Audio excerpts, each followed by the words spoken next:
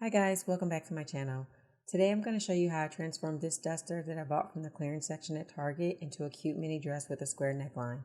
I've been trying to modify things in my wardrobe that I haven't worn into something that I would actually wear, and this dress is one of them. So let's move to the step 1 to see how I did it. Step 1.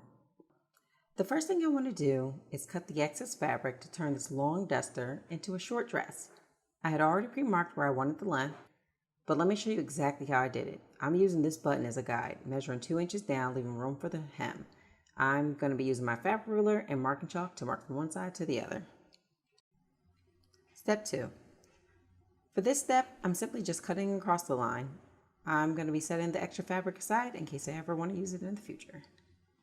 Step 3. Removing the pocket.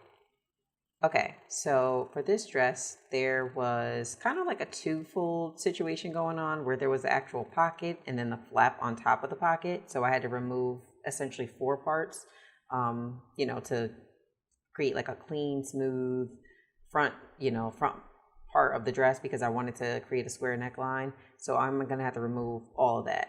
It looks like I'm going extremely fast in the video because I sped it up so the video wouldn't be an hour long, but I'm going really slow.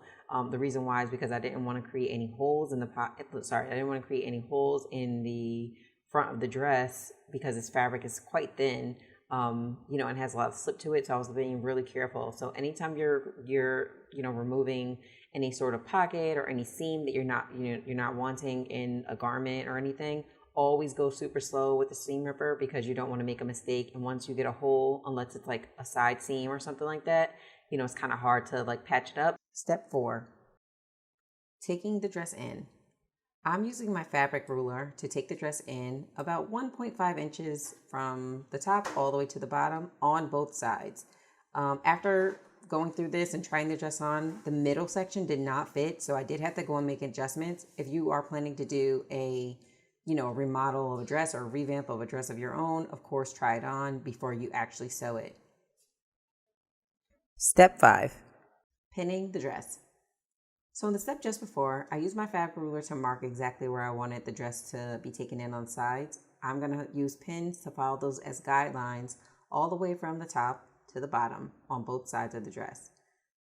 I like to try my dress on. I usually base stitch. I can base stitch or put it on the mannequin or try it on with pins inside out, just to see if I need to make any adjustments. If you're planning to do any project like this of your own, this is a great step to try it on, make adjustments with the pins, in the middle section, by the hip, wherever you need, wherever it's fitting a little loose, totally try it on, see how it fits, and then sew. Step 6.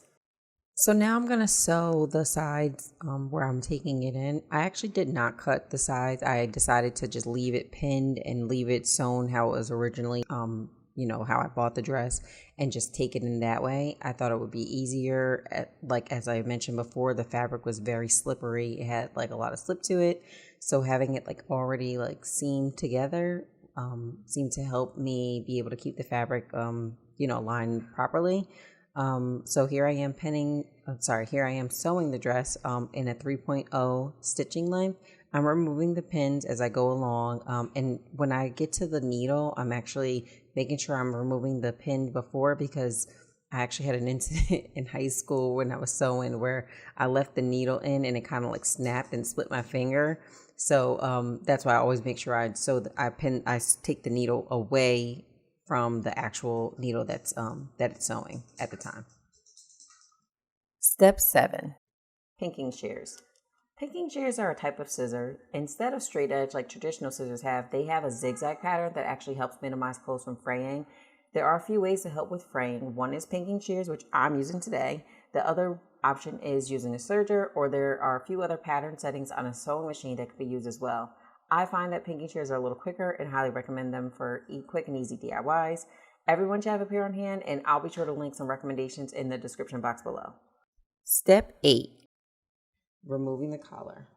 I'm going to use my Ginger scissors to remove the collar. I find that it's easier to remove the actual collar first, separating the fabric where the seam is from the other part of the neckline, because I am going to be modifying it so that it could be turned into a square neckline. Step 9, cutting the neckline.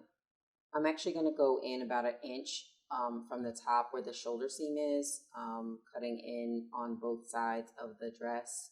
I'm going to be going down. After that, I'm going to cut down to the bottom where at the top part where you see the button. I'm leaving a little bit of room because I'm going to, need to hem it. Well, not hem, but I'm leaving a little bit of room because when I'm going to clean up the edge, I'm going to need a little space so that the button can stay there. So it has a nice closure at the neckline. And then after that, I'm going to go to the back of the dress where the back part of the dress, I'm going to cut down just a little bit. I wanted it to sit a little lower. I didn't want it to sit high, like right at the nape of my neck. I thought that the smoothness and the square neckline, just cutting it a little lower, it made the dress, the fit of it look a little bit better. And then I'm just going to clean up the sides and shoulders a little bit, making sure that they look even so that when I sew, it'll be nice and clean and a smooth finish. Step 10. Pinning the neckline. I want to point out that I used my pinking shears to create a cleaner edge around the neckline. I did not want this video to be repetitive with the steps, so I did do that off camera, and I hope that's okay. This is also an optional step because the fabric will be folded down and sewn, but I wanted to have a clean look, so I did take the extra step to do it. I'm pinning down the edge. I'm folding as I go, and I'm going about 1/4 of an inch all the way around. Step 11. Sewing the neckline. The first thing I did was remove the pins that were right at the beginning of the opening so that I could easily slip the fabric into the sewing machine. The next step I did was backstitch. This 1/4 inch fold over was perfect because it allowed me to easily sew the neckline without having to remove the button I was talking about before. When I get around to the corner, in the inner corner of the neckline, I'm actually making sure I'm picking up my presser foot because I want to make sure I get a crisp square edge. This fabric was actually really slippery, but I am happy that the pins held it together perfectly. Step 12. The final hem. The last hem is my favorite step because that means I'm almost at the finish line. I get like a sense of joy when I'm almost in the home stretch because I know my project came out good, or, I'm hoping that it came out good. I actually pinned the hem twice. As usual, I'm removing the pins as I sew, back stitching after the first few threads. A little thing that I do is I kind of use my presser foot as a guide. So like right in the middle where it's the metal part of the presser foot and then like that plastic part, I'm actually using my eye to follow, where the thread is going so that the hem could kind of remain seamless. And it actually helps me to keep the fabric and stuff straight. So this is the final hem, and I can't wait to show you guys what the project ended up looking like. And this is the big reveal. This is how the dress turned out. I'm showing you 2 different looks, one dressed up with leopard heels and the other with combat boots, fishnet stockings, and a leather jacket. If this project helped you in any way, please give me a thumbs up and subscribe. Thank you. See you next time.